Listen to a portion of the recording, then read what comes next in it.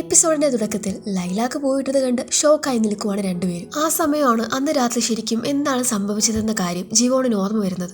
ലൈലാക്കിനെ ചീത്ത വിളിച്ച് ഇതിനിപ്പോ പൂവിടാൻ കണ്ട സമയമൊന്നും പറഞ്ഞ് അതിന്റെ അടുത്തേക്ക് ദേഷ്യത്തിൽ ചെല്ലുന്ന അവളെ പിടിച്ചു നിർത്തി. എനിക്കത് രാത്രി നടന്ന കാര്യം ഓർമ്മ വന്നു. നിനക്ക് പനി പിടിച്ചത് എന്റെ അടുത്തു നിന്നാണല്ലേ ഞാൻ എന്ന് പറഞ്ഞു തുടങ്ങുമ്പോഴേക്കും മതി അന്ന് എന്ത് സംഭവിച്ചാലും അതൊരു മിസ്റ്റേക്കാണ്, അതുകൊണ്ട് നമുക്കത് സംഭവിച്ചിട്ടില്ല എന്ന രീതിയിൽ മറന്നു കളയാം. ശരി അത് ഞാനെന്നാ മറന്നു കളഞ്ഞേക്കാം. എന്നാ പക്ഷെ നമുക്ക് ഓർമ്മിക്കേണ്ട വേറൊരു കാര്യമില്ലേ? ലൈലാക്ക് പോയിട്ട സ്ഥിതിക്ക് നമ്മുടെ ബെറ്റിനെ കുറിച്ച് ഞാനാണ് ജയിച്ചത്, അപ്പൊ നീ എന്നെ ഡേറ്റ് ചെയ്യണമെന്ന് ഇവൻ പറയുമ്പോൾ ശരിയാണ്, ടെക്നിക്കലി ഈ ബെറ്റിൽ വിജയിച്ചത് നീയാണ്. എന്നാ പക്ഷെ നമ്മളെ ഡേറ്റ് ചെയ്യേണ്ട ആവശ്യം എന്താ? നീ തന്നെ ഒന്ന് ആലോചിച്ച് നോക്ക്. എന്തിനു വേണ്ടി നമ്മൾ ഡേറ്റ് ചെയ്യുന്നത്? പക്ഷെ എന്തൊക്കെ ഇവള് പറഞ്ഞിട്ടും ഇവൻ വിട്ടുകൊടുക്കാനുള്ള ഒരുക്കമില്ല. അപ്പൊ ഇന്ന് തൊട്ട് നമ്മൾ കപ്പിൾസ് ആണെന്നും പറഞ്ഞൊരു പോക്കങ്ങ് പോകും. ഇവരെ പോലെ തന്നെ രാവിലെ സ്കൂളിലേക്ക് വരുന്ന എല്ലാവരും ഈ ലൈലാക്ക് കണ്ട് ഷോക്കാവുന്നുണ്ട്. കാരണം ഇവരുടെ ബെറ്റിനെ കുറിച്ച് സ്കൂളിൽ മൊത്തം പാട്ടാണല്ലോ. ഇപ്പൊ ടീച്ചേഴ്സ് എല്ലാവരും കൂടി ആണെങ്കിൽ ഇവളെ പിടിച്ചു നിർത്തി ചെയർമാൻ എന്തെങ്കിലും പറഞ്ഞോ, നിങ്ങൾ ഡേറ്റിംഗ് ആരംഭിച്ചോ എന്നൊക്കെ ചോദിക്കുമ്പോൾ നിങ്ങൾക്ക് തോന്നുന്നുണ്ടോ ഒരു ബെറ്റിന്റെ പേരിൽ ഞങ്ങൾ ഡേറ്റ് ചെയ്യുന്നു? അല്ലെങ്കിൽ ഞങ്ങൾ രണ്ടുപേരും മുതിർന്ന ആളുകളല്ലേ, വെറുതെ ഒരു ചെടി പോയിട്ടെന്ന് പറഞ്ഞ് അതിന്റെ പേരിൽ ഡേറ്റ് ചെയ്യാൻ പോവാണോ എന്നൊക്കെ പറഞ്ഞ് യൂൺ വാദിച്ചു നിൽക്കുമ്പോൾ ഈ സമയം അങ്ങോട്ടേക്ക് വരുന്ന ജീവോൺ ആണെങ്കിൽ നീ എന്താ ഫോൺ എടുക്കാത്തെ? ഞാൻ എത്ര നേരം വിളിച്ചു, ഇന്ന് വർക്ക് കഴിഞ്ഞിട്ട് എന്തെങ്കിലും പ്ലാൻ ഉണ്ടോ? അല്ല നമ്മളെന്നും പറഞ്ഞ് വരുമ്പോഴേക്കും അവന്റെ വാ മൂടി അവൾ അവിടെ നിന്ന് അവനെ കൊണ്ടുപോകും. അതോടെ കാണുമ്പോൾ ടീച്ചേഴ്സ് ഉറപ്പിക്കും ഇവര് ഡേറ്റിംഗ് ആണെന്ന്. ഇവര് രണ്ടുപേരും കൂടെ ജീവോണിന്റെ ഓഫീസിലോട്ട് വരുന്ന സമയം അവന്റെ അസിസ്റ്റന്റ് അവിടെ ഉണ്ടായിരുന്നു. ഇവരെ കാണുന്നതും അവൻ കീറി വിളിക്കും. തനിക്കെന്താടോ പ്രാന്തായോ എന്ന് ചോദിച്ച് ഇവള് ദേഷ്യപ്പെടുമ്പോ നീ എന്താ ഫോൺ എടുക്കാത്തെന്ന് ചോദിക്കണവൻ. എന്റെ ഫോൺ കാണാനില്ല എന്ന് ഇവള് പറയുമ്പോഴാണ് ഇന്നലെ ഇവളുടെ ഫോൺ നഷ്ടപ്പെട്ട കാര്യം ഇവൻ മനസ്സിലാക്കുന്നത്. അതുകൊണ്ടാണ് ഇന്നലെ താൻ വിളിച്ചിട്ട് ഇവൾ എടുക്കാതിരുന്ന കാര്യവും ഇവൻ മനസ്സിലാക്കും. താൻ എന്ത് ശരിക്കും കാണിക്കുന്നതെന്ന് അറിയോ? അല്ലെങ്കിൽ സ്കൂളിലെ നമ്മൾ ഡേറ്റിംഗ് ആണെന്നും പറഞ്ഞ് പാട്ടാ. ശരിയാ, നമ്മൾ ബെറ്റ് വെച്ചു, നീ ജയിച്ചു, എന്നാൽ അത് പാലിക്കണമെന്ന് നിർബന്ധമൊന്നുമില്ലല്ലോ. പണ്ട് നമ്മൾ ഇതുപോലൊരു ബെറ്റ് വെച്ചപ്പോ അതിൽ ജയിച്ചത് ഞാനാ, എന്നിട്ട് നീ എന്നെ ചേച്ചിന്ന് വിളിച്ചോ? നോക്ക്, നമ്മൾ 18 വയസ്സുള്ള ആളുകളല്ല എന്നും പറഞ്ഞ് അവൾ ഇറങ്ങിപ്പോകും. ഇവനൊന്നും പറയാനും പറ്റില്ല. ഈ സമയമാണ് ജീവോൺ ഇവന്റെ അസിസ്റ്റന്റ് ഇരുന്നതെല്ലാം കേൾക്കുകയായിരുന്നു എന്ന കാര്യം മനസ്സിലാക്കുന്നത്. ഇപ്പൊ കാര്യങ്ങളൊക്കെ മനസ്സിലാക്കിയ അസിസ്റ്റന്റ് ആണെങ്കിൽ ഇവനോട്, അല്ലെങ്കിൽ നമ്മളിങ്ങനെ പിറകെ നടന്ന പെണ്ണുങ്ങൾക്ക് ചാട കൂടും. സാദിനി തൊട്ട് എനിക്കിതൊന്നും ഒരു പ്രശ്നമേ അല്ല, ഞാൻ നിന്നെ കുറിച്ച് ചിന്തിക്കുന്നേ ഇല്ല എന്ന രീതിയിലൊക്കെ ഒന്ന് അഭിനയിച്ചു നോക്ക്. മിസ് സാദിന്റെ പിറകെ വരും. ഇടയ്ക്കിടയ്ക്ക് മനസ്സ് ഒരുപാട് വേദനിക്കുന്ന പോലെയും കൂടെ അഭിനയിച്ചാൽ മതി. എന്നാ പക്ഷെ ഇവളും മോൺസും കൂടെ ഗ്രൗണ്ടിൽ കിടന്ന് അർമാദിക്കുന്നത് കാണുമ്പോൾ അങ്ങനെ തനിക്കിതൊന്നും ഒരു പ്രശ്നമേ അല്ല എന്നുള്ള രീതിയിൽ നിൽക്കാൻ ഇവന് പറ്റുമോ? ഇവൻ ഇവളുടെ പിന്നാലെ നടക്കും ഡേറ്റിങ്ങിന്റെ കാര്യവും പറഞ്ഞ്. അവളാണെങ്കിൽ കണ്ട ഭാവം നടിക്കത്തുമില്ല. അങ്ങനെ ഇപ്പോ ഇത് വർക്കൗട്ട് ആവില്ലെന്ന് മനസ്സിലാക്കുമ്പോൾ അവസാന അസിസ്റ്റന്റ് പറഞ്ഞ മാർഗത്തിലോട്ട് തന്നെ ഇവൻ വരും. ഇവര് ഭക്ഷണം കഴിച്ചുകൊണ്ടിരിക്കുന്ന സമയമായിരിക്കും അങ്ങോട്ടേക്ക് ജീവൻ വരുന്നത്. അവരോടും വന്ന് ഭക്ഷണം കഴിക്കാൻ വേണ്ടി പറയുമ്പോൾ ശരീരത്തിന് വലിയ സുഖമില്ലാന്ന് പറയുവാണവൻ. പോരാത്തതിന് മാനസികമായി താൻ ഒരുപാട് വേദനിക്കുന്നുണ്ട് എന്ന ഭാവത്തിൽ ഒരു എക്സ്പ്രഷനും. ഇവനിതെന്താ പെട്ടെന്ന് പറ്റിയെന്ന് ഓർക്കുവാണെയോ? എന്തോ കുഴപ്പമുണ്ട്, വയ്യാന്നാണ് തോന്നുന്നതെന്ന് വിചാരിച്ച് ഭക്ഷണം കഴിക്കാത്ത ഇവന് കഞ്ഞി ഉണ്ടാക്കി മനസ്സില്ലാ മനസ്സോടെ റൂമിലേക്ക് വരുമ്പോൾ ഇവള് കാണുന്നത് അവൻ അവിടെ ഇരുന്ന് നൂഡിൽസ് തട്ടി വിടുന്നതാണ്. ദേഷ്യത്തെ കഞ്ഞി കൊണ്ടുപോകുന്ന ഇവളെ സ്റ്റോപ്പ് ചെയ്ത് ആ കഞ്ഞി അവിടെ വച്ചിട്ട് പോകാൻ വേണ്ടി പറയുമ്പോൾ താൻ തന്നെ നൂഡിൽസ് തന്നെ കഴിച്ചാൽ മതി, ഇത് കഴിക്കണ്ടെന്ന് പറഞ്ഞ ദേഷ്യത്തിൽ തന്നെയാണ് ഇവള്. അത് കഴിച്ച് അടങ്ങൂന്ന് ഇവനും. രണ്ടും കൂടെ പിടിച്ച് വലിച്ച് അവസാനം ആ കഞ്ഞി നിലത്തേക്ക് വീഴും. അതിൽ കുറച്ച് ജീവോണിന്റെ കാലിലേക്ക് വീഴും. പിന്നെ ബാത്റൂമിൽ ചെന്ന് കാല് വെള്ളം കൊണ്ട് കഴുകുവാണ്. നിനക്കറിയാലോ ലൈലാക്ക് മരത്തിന്റെ പൂക്കൾ ഏതാണ്ട് 2 ആഴ്ച നിൽക്കും. അത് കഴിഞ്ഞാൽ അത് വാടാൻ തുടങ്ങും. അറ്റ്ലീസ്റ്റ് ആ പൂക്കൾ കൊഴിയുന്ന വരെയെങ്കിലും നമുക്ക് ഡേറ്റ് ചെയ്യാം, അതിനുശേഷം നമുക്ക് ബ്രേക്കപ്പ് ആവാം. ഇതിനും തനിക്ക് താല്പര്യമില്ലെന്ന് പറഞ്ഞ ഇവൻ വീണ്ടും സ്കൂളിലെ തന്റെ പിറകെ നടന്ന് തന്നെ അപമാനിക്കുമെന്ന് മനസ്സിലാക്കുമ്പോൾ ശരി 2 ആഴ്ച ആ പൂവ് കൊഴിയുന്നത് വരെ ഇവനെ ഡേറ്റ് ചെയ്യാന്ന് ഇവള് സമ്മതിക്കും. പക്ഷെ എന്നാൽ സ്കൂളിലോ മറ്റോ ഇതാരും അറിയാൻ പാടില്ല.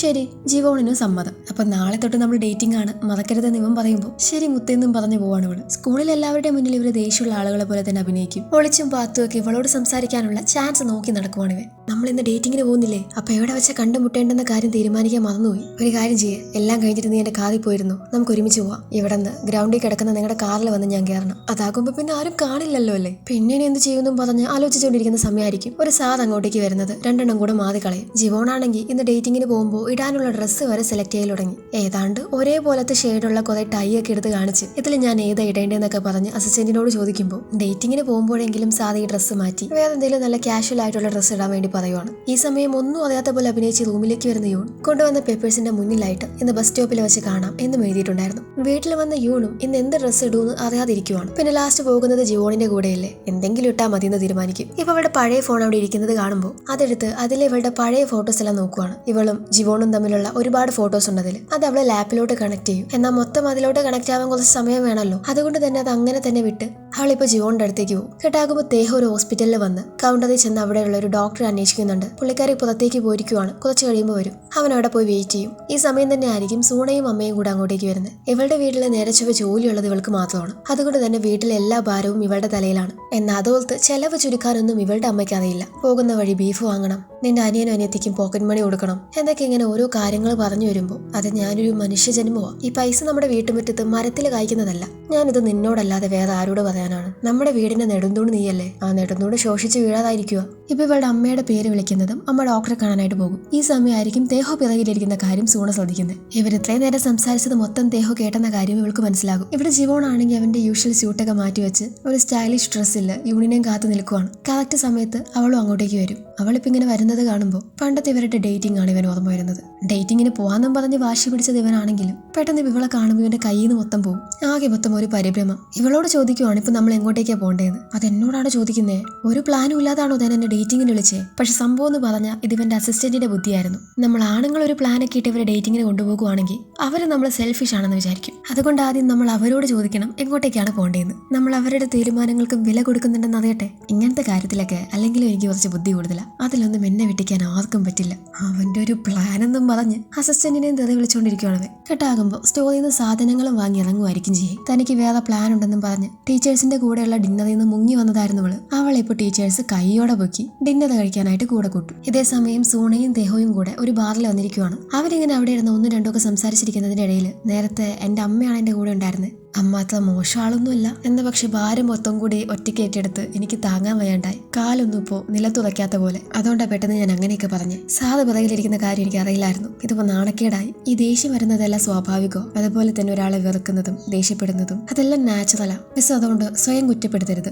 സാധാരണ ഇക്കാര്യങ്ങളൊക്കെ ആളുകളെ കേട്ടാ ഒന്നില്ലെങ്കിൽ അവരെ നിന്റെ പാരന്റ്സ് അല്ലേ എന്നോട് ചോദിക്കും, അല്ലെങ്കിൽ എന്നോട് കല്യാണം കഴിക്കാൻ പറയും. ആദ്യമായിട്ടാ എന്നോട് ഒരാൾ ഇങ്ങനെ പറയുന്നത്. നമ്മുടെ ഫാമിലി ആണെന്ന് പറഞ്ഞ് നമുക്ക് പരസ്പരം എപ്പോഴും സ്നേഹിച്ചിരിക്കാൻ പറ്റില്ലല്ലോ. പരസ്പരം ദേഷ്യം കാണിക്കുന്നതും സ്വാഭാവികമാണ്. അങ്ങനെ ബാധി നടങ്ങി രണ്ടാളും കൂടെ സംസാരിച്ചു വരുന്ന സമയം ഇവരെയും ഡിന്നർ കഴിക്കാനായിട്ട് ടീച്ചേഴ്സ് കൈയോടെ വെക്കും. ഇതേ സമയം ഒരു റെസ്റ്റോറന്റിലോട്ട് യൂണിനെയും കൂട്ടി വന്നിരിക്കുവാണ് ജോ. ഒരു പ്ലാനും ഇല്ലാതെ റിസർവേഷൻ പോലും ചെയ്യാണ്ടാ വന്നിരിക്കുന്നത്. സത്യത്തിൽ നീ ലാസ്റ്റ് ഡേറ്റ് ചെയ്തതെന്നാ? 18 കൊല്ലം മുന്നേ എന്ന് പറയല്ലേ.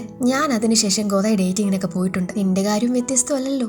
ഞാൻ കുറെ പേരെ ഡേറ്റ് എല്ലാം ചെയ്തിട്ടുണ്ട്. ഏതാണ്ട് വീക്കിലി 2 പേരെങ്കിലും. ശരി എന്നാ അതിൽ ഒരാളെ ഒന്ന് ഓർമ്മിച്ച് പറഞ്ഞ്. അങ്ങനെ ചോദിക്കുവാണെങ്കിൽ ഒരു പ്രോഗ്രാമർ, പിന്നെ ഒരു ജിം ട്രെയിനർ, അങ്ങനെ വേറെയും കുറെ പേരുണ്ട്. എന്നാലും എന്റെ യൂണെ, എന്നിട്ട് അവസാനം ഒരു പരട്ട സാധന്റെ അടുത്ത് നിന്നും തേപ്പ് വാങ്ങാനായിരുന്നല്ലോ നിന്റെ വിധി. നിന്റെ വിറയില് കണ്ടാലറിയാം നീ പിന്നെ വേറൊരു ഡേറ്റിങ്ങിനും പോയിട്ടില്ലെന്ന്. വിറയലോ എനിക്കോ എന്നും പറഞ്ഞ് അവന്റെ കൈയിൽ കയറി പിടിക്കുവാണ് അവള്. ഇതെപ്പോ നോക്കിയേ, എനിക്ക് വിറയിലുള്ള പോലെ തോന്നുന്നുണ്ടോ? അവനും വിട്ടുകൊടുക്കാതെ അത് നന്നായിട്ട് മുതലാക്കും. എന്നെ ഇപ്പൊ ലിഫ്റ്റ് തുറന്ന് വരുന്നതും സ്കൂളിലെ ടീച്ചേഴ്സ് എല്ലാം ദേ മുന്നിൽ നിരന്ന് നിൽക്കുന്നു. ഈ ഒരു സീൻ കണ്ട് എല്ലാവരും കിളി പോയി നിൽക്കുവാണ്.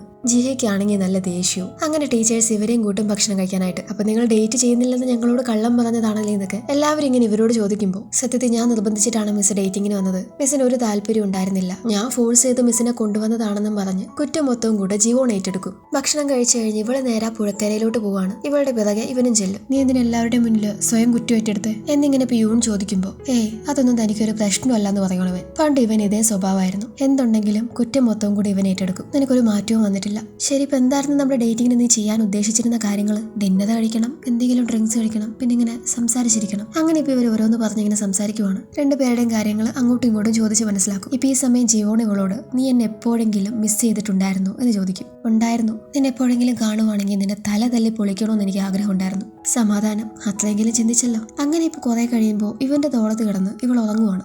അങ്ങനെ ഇവളെയും പൊക്കിയെടുത്ത് വീട്ടിലോട്ട് കൊണ്ടുപോകുമ്പോൾ പണ്ട് ആ റൂഫ് ടോപ്പിൽ വെച്ച് ബോധം പോയ ഇവളെ ഇതുപോലെ പൊക്കിയെടുത്ത് ഓടിയ കാര്യമാണ് ഇവൻ ഓർമ്മ വരുന്നത്. യൂണും ജിവോണും കൂടെ ഒരുമിച്ച് വീട്ടിലോട്ട് തിരിച്ചു വരുന്നത് കണ്ട് മൂൺസോന് വല്ലാണ്ടാവുന്നുണ്ട്. സ്കൂളിൽ വെച്ചും ഇവൻ ഇങ്ങനെ സംസാരിക്കാണ്ടാകുമ്പോൾ യൂണ് കാര്യം തിരക്കുവാണ്. നിനക്ക് എന്നോട് ദേഷ്യമാണെന്ന് ചോദിക്കുമ്പോൾ എനിക്ക് ദേഷ്യമൊന്നുമില്ല, അല്ലെങ്കിലും ദേഷ്യപ്പെടാനുള്ള അവകാശം എനിക്കില്ലല്ലോ. എന്റെ ഫീലിങ്സ് അതെന്റെ മാത്രമാണ്. അതുപോലത്തെ ഒരിക്കലും മിസ് വിഷമിക്കരുത്. ഇനിയിപ്പോ മിസ്സിന് അങ്ങനെ എന്തെങ്കിലും ഒരു വിഷമം ഉണ്ടെങ്കിൽ എനിക്ക് പോർക്ക് വാങ്ങി തന്നാൽ മതി, ഒരു കുഴപ്പമില്ല. ഇതേ സമയം പെട്ടെന്ന് സ്കൂളിൽ വന്ന് ജിഹയെ പിടിച്ചിറക്കിക്കൊണ്ട് പോകുവാണ് അവളുടെ അച്ഛൻ. ചോദിക്കുമ്പോൾ ഈ സ്കൂളിന്റെ ചെയർമാൻ ഗ്യോങ്തയുടെ മകൻ സിംഗിൾ ആണെന്ന് ഞാൻ കേട്ടെ. ഗ്യോങ്ത എന്റെ പഴയൊരു ഫ്രണ്ടാ. ഞങ്ങൾ ഒരുമിച്ചാണ് ഇപ്പോൾ ഗോൾഫ് കോഴ്സ് തുടങ്ങാൻ പോകുന്നത്. അവന്റെ മകന് വേണ്ടി നിന്നെ എനിക്കൊന്ന് പരിചയപ്പെടുത്തണം. ഇതായിരുന്നു കാര്യം. എന്നോട് ആദ്യമേ പറഞ്ഞാൽ പോരായിരുന്നു. ഇതേസമയം ഗ്യോങ്ത ആണെങ്കിൽ ഇയാളെയും കാത്തിരിക്കുവാണ്. അപ്പോഴായിരിക്കും ഗ്യോങ്തയെ കണ്ട് കാതിലെ പോകുന്ന ഗ്രാൻഡ് പ അവിടെ സ്റ്റോപ്പ് ആവുന്നത്. ഗ്രാൻഡ് പ ആണെങ്കിൽ ഭയങ്കര സന്തോഷത്തിലാണ്. കാരണം പുള്ളിക്കാരൻ ഇപ്പോൾ ഒരു ബ്രോഡ്കാസ്റ്റിംഗ് സ്റ്റുഡിയോയിലോട്ടാണ് പോകുന്നത്. ഇവിടുത്തെ കുന്നൊക്കെ ഇടിച്ച് നികത്തി ഇവൻ ഇങ്ങനെ ഗോൾഫ് കോഴ്സ് തുടങ്ങുന്നു എന്ന കാര്യം മറ്റുള്ളവരെയും കൂടെ അറിയിക്കാനായിട്ട്. താൻ അവരെ കയ്യിലെടുത്തല്ലട നാദി. നീ പേടിക്കേണ്ട, നിന്റെ മുഖം ബ്ലർ ചെയ്ത് കാണിക്കാൻ വേണ്ടി ഞാൻ അവരോട് പ്രത്യേകം പറയാം. തന്നെ ഞാൻ കൊല്ലൂടോ എന്നും പറഞ്ഞാണ് ഗ്യോങ്തി നിൽക്കുന്നത്.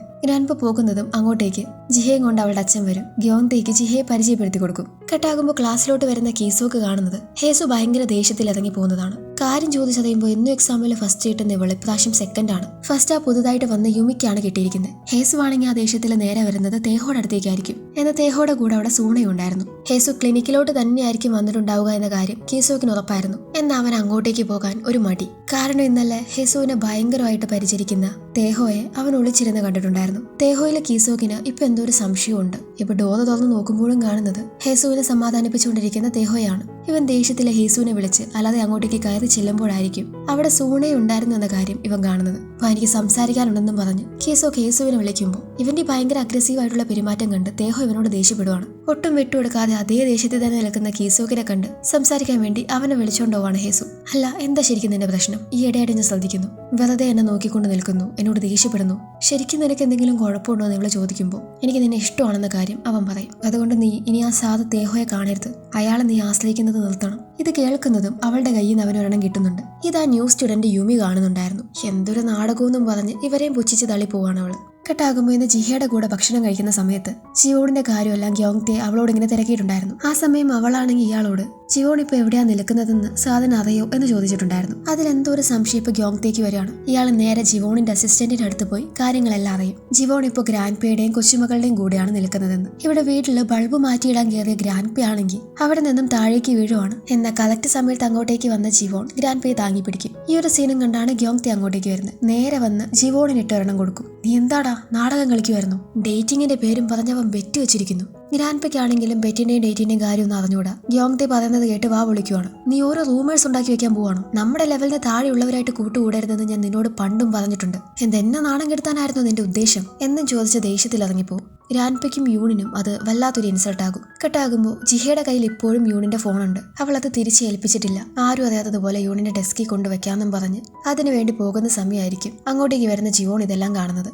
ഞാൻ അവൾക്ക് തിരിച്ചേൽപ്പിക്കാൻ പോവായിരുന്നു എന്ന് പറയുന്ന ജിഹയോട്, യൂൺ, അവള് നിന്റെ ഫ്രണ്ടല്ലേ? നിന്റെ ഫ്രണ്ട് ഇപ്പൊ നിന്റെ കൈകൊണ്ട് ബുദ്ധിമുട്ടിക്കൊണ്ടിരിക്കുക. ഞാൻ ഇതെല്ലാം ചെയ്തത് നിനക്ക് വേണ്ടിയാ. കാരണം എനിക്ക് നിന്നെ ഇഷ്ടമാണ്. അതുകൊണ്ട് നീ നമ്മൾ ഒരുമിച്ചുള്ളപ്പോഴെങ്കിലും യൂണിന്റെ കാര്യം സംസാരിക്കാതെ നമ്മുടെ കാര്യം സംസാരിക്കേ. പിന്നെ യൂൺ, അവളെ വേദനിപ്പിക്കുന്നത് ഞാനല്ല, നീ തന്നെയാ. നിന്റെ ഫാമിലി, നിന്റെ സിറ്റുവേഷൻ, നീ ഇപ്പൊ എന്താണ് ചെയ്യുന്നത് അതാണ് അവളെ ഏറ്റവും കൂടുതൽ വേദനിപ്പിക്കുന്നത്. അത് നിനക്ക് അറിയില്ലെന്നും ചോദിച്ച് അവളെ ദേഷ്യത്തിൽ ഇറങ്ങിപ്പോകും. ജിഹ ഇപ്പൊ സ്കൂളിൽ നിന്ന് കുറച്ച് ദിവസം ലീവ് എടുക്കാൻ വേണ്ടി തീരുമാനിച്ചിരിക്കുകയാണ്. അത് അവൾ വന്ന് യൂണിനോട് പറയും. നിനക്ക് ഈ ഇടയായിട്ട് എന്തെങ്കിലും പ്രശ്നമുണ്ടോ? നീ വല്ലാണ്ട് മൂഡ് ഓഫ് ആയിട്ടിരിക്കുന്നു. എനിക്കറിയാം ജിവോണാണ് നിന്റെ പ്രശ്നമെന്ന്. അവൻ നിന്റെ പിറകെ ഇങ്ങനെ നടക്കുന്നത് നിനക്ക് ഇഷ്ടമല്ലെങ്കിൽ നീ അത് അവനോട് തുറന്നു പറയും.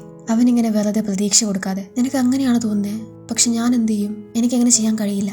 കാരണം എനിക്ക് അവനെ ഇഷ്ടമാണ്. അവൻ എന്നെക്കുറിച്ച് മാത്രമേ ചിന്തിക്കുന്നുള്ളൂ. വേറൊന്നിനെ കുറിച്ച് അവൻ ബോധേഡല്ല. എന്നിൽ ആ 18 വയസ്സുള്ള യൂണിന് ഒരിക്കലും ഈ ജിവോണിനെ വെറുക്കാൻ കഴിയില്ല. ഞാൻ അവനിപ്പോൾ വീണ്ടും ഇഷ്ടപ്പെട്ടു തുടങ്ങിയിരിക്കുന്നു. എന്നിരുന്നാലും ഇപ്പോൾ ഈ പൂക്കൾ കൊഴിയാൻ തുടങ്ങി. ഇനിയിപ്പോൾ അതിൽ കാര്യമില്ല. ആകെ മൊത്തം വിഷമത്തിലാണ് അവൾ വീട്ടിലോട്ട് വരുന്നത്. ഇപ്പൊ ലാപ്പിൽ കണക്ട് ചെയ്തിട്ടുള്ള ഫോൺ എടുത്ത് മാറ്റി അതിൽ ഓരോന്ന് നോക്കുമ്പോഴായിരിക്കും സ്പാം ഫോൾഡറിലായിട്ട് പണ്ട് ജിവോൺ അയച്ച ഒരുപാട് മെസ്സേജസ് കാണുന്നത്. അത് കണ്ട് യൂൺ ആകെ ഷോക്കായി പോകും. അവൾ നേരെ ഓടി സ്കൂളിലേക്ക് വരുമ്പോൾ അവൻ അവിടെ ഉണ്ടായിരുന്നില്ല. അവളിപ്പോൾ ഓഫീസിൽ തന്റെ ലാപ്ടോപ്പ് എടുത്ത് അവൻ പണ്ടയച്ച മെസ്സേജസ് വായിച്ചു നോക്കുവാണ്. അന്ന് ഇവർ പിരിഞ്ഞതിന് ശേഷം എല്ലാ ദിവസവും ഓരോന്ന് പറഞ്ഞ് അവൻ ഇവൾക്ക് മെസ്സേജ് അയക്കുമായിരുന്നു. എന്നാൽ പിന്നീട് റിപ്ലൈ ഇല്ലെന്നറിഞ്ഞ് അവൻ നിർത്തിയതാണ്. ഇവിടെ വീട്ടിൽ വരുന്ന ജിവോണാണെങ്കിൽ നീയാണ് എല്ലാ പ്രശ്നത്തിന് കാരണം, നീയാണ് അവളുടെ തലവേദന എന്നൊക്കെ ജിഹ പറഞ്ഞ കാര്യം ഓർമ്മ വരുവാണ്.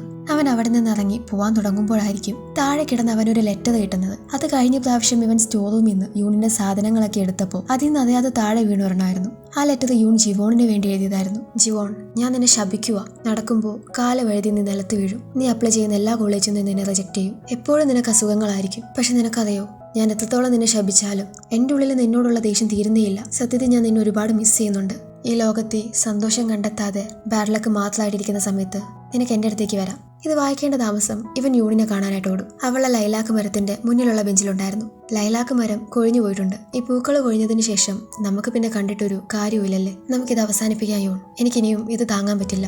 നമുക്കിവിടെ വെച്ച് ഈ പൊട്ട പെറ്റ് അവസാനിപ്പിച്ച് ശരിക്കും ഡേറ്റ് ചെയ്യാം. ജിവോണിന്റെ അടുത്ത് നിന്നും കേൾക്കാനായിട്ട് ആഗ്രഹിച്ച വാക്കുകളെ കേട്ട് സന്തോഷത്തിൽ നിൽക്കുന്ന യൂണിനെയും കാണിച്ചാണ് ഇന്നത്തെ എപ്പിസോഡ് തീരുന്നത്. അപ്പോൾ ഇവരിനി ശരിക്കും ഡേറ്റ് ചെയ്യാൻ പോവാണോ? അതിനിടയിൽ എന്തൊക്കെ വെല്ലുവിളികളായിരിക്കും ഇവർക്ക് നേരിടാനുണ്ടാവുക? വരുന്ന എപ്പിസോഡിലായിട്ട് നോക്കാം.